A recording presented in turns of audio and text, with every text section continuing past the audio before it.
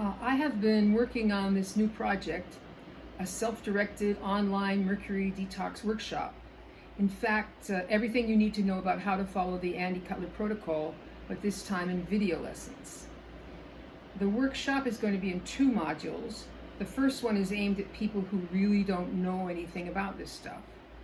And part of the first module is about humankind's relationship with Mercury throughout history. So Mercury in historical context. There's loads of material, and I have to pick and choose. Mostly those stories, I pick mostly those stories that I found personally interesting. One place that I went to get historical information is this book,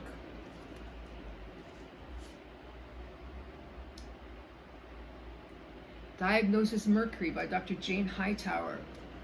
Dr. Hightower is, or was at the time she wrote the book, an MD practicing in San Francisco. Other doctors would send to her their confusing cases to get diagnosed. She recounts that she started seeing a bunch of these confusing cases and finally associated them with the fact that these people were well off and were eating expensive, high off the food chain fish several times a week. She started looking into mercury poisoning and found the subject so interesting and overlooked that she wrote this book. One dentist that she spoke to notably told her, just be aware that if you continue with this issue, you will soon have no friends.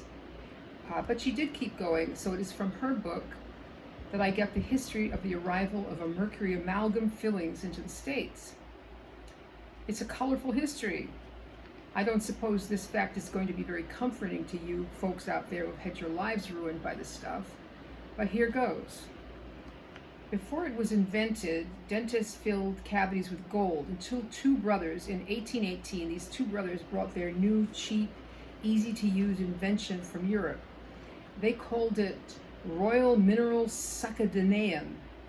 And in case that makes you think of snake oil, this was the original mercury dental amalgam that is still used today. The dental community was divided into 2 camps by this development: the pro and the anti-amalgam camp. There was also an ideological war going on between the allopathic MDs and the homeopaths at that time, and we know how that ended. Anyway, the allopathic crowd accused the anti-amalgam crowd of being unscientific and siding with the homeopaths. They, for their part, maintained that mercury was horribly poisonous and shouldn't be used in any form in medicine. They referred to the pro crowd as quacks, from the German word for mercury, which is quacksilver. The quacks founded the American Dental Association and went on to win the amalgam wars. I remember Andy calling the dental profession a crime against humanity, but there it is. This dirty practice of placing mercury in people's heads has been going on for 150 years or more, and it hasn't stopped yet. So you can sign up with the form below to get on my email list. Please like and share and subscribe and do all those good things so more of those poor sick people out there can hear this information. Thank you.